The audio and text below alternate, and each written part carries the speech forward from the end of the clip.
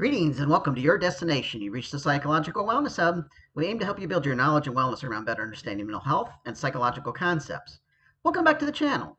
Today's topic is another psychological wellness skill. That is personality disorder skill number 3, my will and how it impacts my personality disorder. Quick review, what is a personality disorder?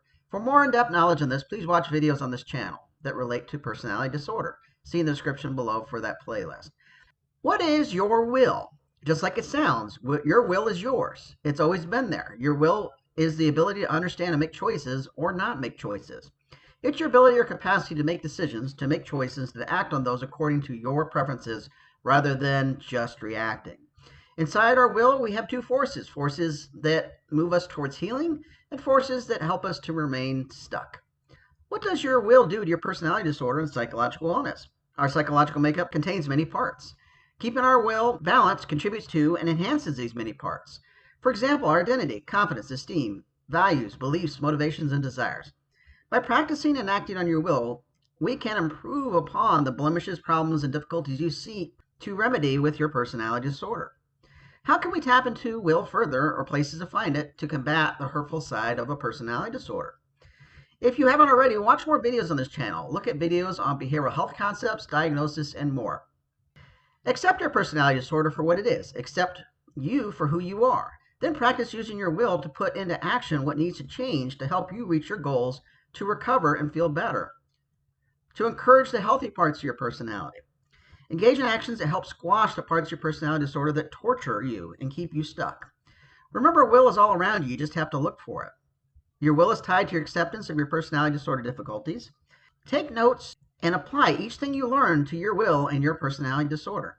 Learn that there are proactive, active, and post-active ways to engage will on your behalf. Please feel free to revisit the channel and this playlist for other skills related to personality disorders or different skills to enhance and grow your psychological wellness. What does tapping into our will to fight our personality disorder look like? I'm going to read some examples of individuals who tap into their will to continue to work on their personality disorder.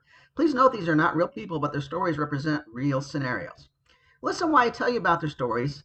Listen for details of engagement of will to further work on their personality disorders. Marty has worked as an auto mechanic for many years. He always struggled a bit throughout his adult life. He always looks unsure of himself. He frequently judges others harshly like he judges himself. He will frequently put himself down. He and others see himself as a regular negative person, a real Dan Downer.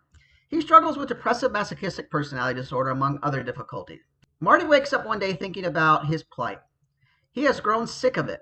Rather than just taking these personality features as the status quo, he decides it's time to change. He has engaged his will in his mind.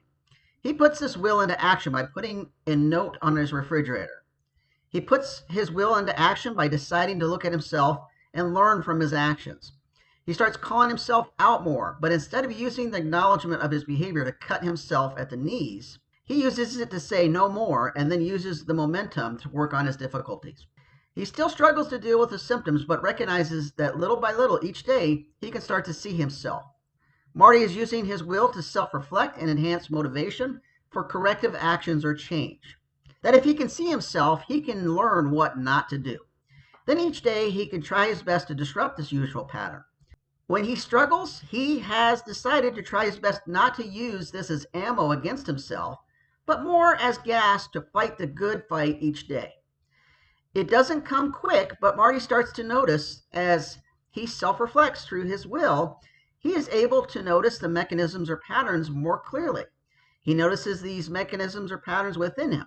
As he looks more, he starts to see them more and more often. Clearly, how this is the engine that drives his Dan Downer mindset and his personality, and continues to work on this and other items that contribute to his problems. Jennifer is a woman in her 40s who constantly doubts herself and encourages others to doubt herself as well by constantly putting herself down in front of others. Jennifer struggles with her self-esteem and is quite self-defeating in her behavior. Jennifer fears being abandoned or being exposed by others. Jennifer has a mixed personality disorder with features of Depressive-Masochistic personality, avoidant personality, and borderline personality. She also has cannabis use disorder. She uses about 6 bowls of cannabis a day to deal with her distress. One day, Jennifer has an experience where she looks in the mirror. She will usually self-reflect in a way that involves very turbulent distress and emotions, by beating herself up in her mind. However, on this day, she disrupts the status quo or the standard pattern. She decides no longer to accept this self-defeating way of thinking. She does this by asking herself, what am I doing? I'm going down a rabbit hole, and it's leading me to more and more chaos in my life, which is her further acceptance of the problem. But then she decides to do something about it, which is putting her will online. By doing this, she is more consistent with her goals and desires. She starts cutting down the weed intake from 6 to 4 daily. She still notices that she struggles, some days even harder, but then she digs in harder like she was at the gym and coaching herself along the way, and moves from 4 to 2 a day. While she's working on cutting weed out of her life, she starts looking at the tendency to be on a hair trigger with fear others are going to abandon her. She starts keeping a written log of her responses and overwhelming feelings related to fears of rejection. As she uses her will to self-reflect, in this log, she sees how she demonizes others and herself on some days, and on other days she puts others on a pedestal and puts herself psychologically in the dungeon. She also looks at the long-term impact of this and what she wants to do about it. She decides, while she doesn't want to feel this way, she deserves to feel comfortable in her own skin. Jennifer takes 3 stands. First, she puts her will online and decides to take a stand by looking within herself, further, an action-based move. Second, she not only continues to reduce the weed intake, but catches herself in the act of running from rejection or abandonment.